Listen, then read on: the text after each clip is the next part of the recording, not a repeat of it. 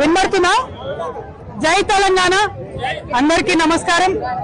వరంగల్ మరియు హన్మకొండ జిల్లా ఈరోజు తెలంగాణ జాగృతి జనం బాటలో రావడం జరిగింది.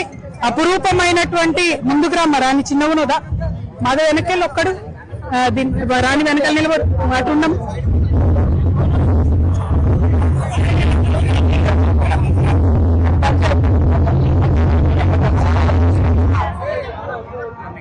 జై తెలంగాణ.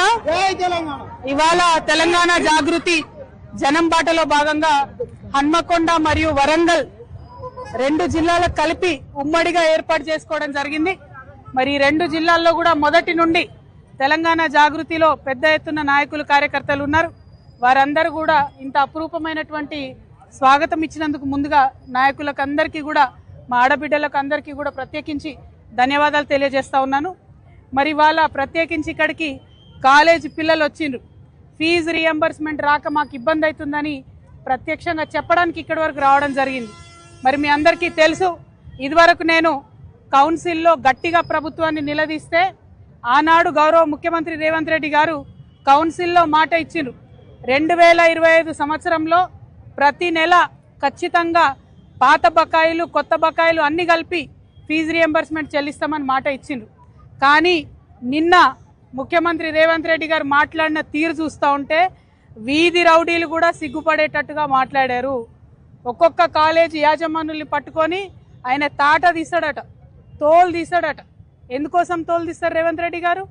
మనకు ఆనాడు ఆంధ్రలో వివక్ష ఉన్నప్పుడు, ఆంధ్ర ప్రభుత్వాలు ఇక్కడ ప్రభుత్వ కళాశాలలు పెట్టినప్పుడు ఇక్కడి తెలంగాణ బిడ్డలు చిన్న చిన్న గ్రూపులుగా ఏర్పడి లోన్లు తెచ్చుకొని కష్టపడి డిగ్రీ కాలేజీలు పెట్టి, ఇంజనీరింగ్ కాలేజీలు పెట్టి, జూనియర్ కాలేజీలు పెట్టి మన తెలంగాణ బిడ్డలను చదివించినందుకు మీరు తోలు తీస్తారా? వాళ్ళది ఎందుకోసం తీస్తారు?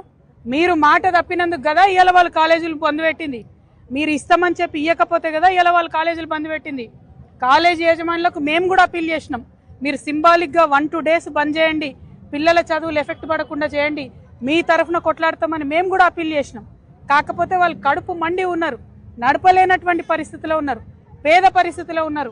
మరి మీరు కాంట్రాక్టర్లకు పైసలు ఇస్తారు ఎట్లా, కాలేజీలకు పైసలు ఇయ్యారు ఎందుకు? అవి పక్కన పెట్టుకొని మీ తప్పులు పక్కన పెట్టి మీ తప్పులు దాచిపెట్టి కాలేజీ వాళ్ళ మీద మీరు నిన్న చేసినటువంటి వీరంగం అన్నది తప్పు. దీన్ని మేము తీవ్రంగా ఖండిస్తూ ఉన్నాం. మీరు క్షమాపణ చెప్పాలి. మిమ్మల్ని 1800 నుంచి 2000 కాలేజీలు బంద్ పెట్టిరండి. మీరు నిన్న 2-3 పేర్లు చెప్పారు. ఏమన్నారు? 2-3 పేర్లు చెప్పి వీళ్ళు మమ్మల్ని ఈ పర్మిషన్ అడిగినారు, ఆ పర్మిషన్ ఇయ్యను, నేను ఇయ్యను అంటున్నారు. ఇయ్యకండి. 10 మంది మిమ్మల్ని పర్మిషన్ అడిగిన వాళ్ళని పక్కన పెట్టండి. మిగతా 100లాది కాలేజీలు ఏం చేసినాయి మిమ్మల్ని? మిగతా 100లాది కాలేజీలో చదువుతున్న పిల్లలు ఏమైపోవాలా? వాళ్ళ భవిష్యత్ ఏమైపోవాలా?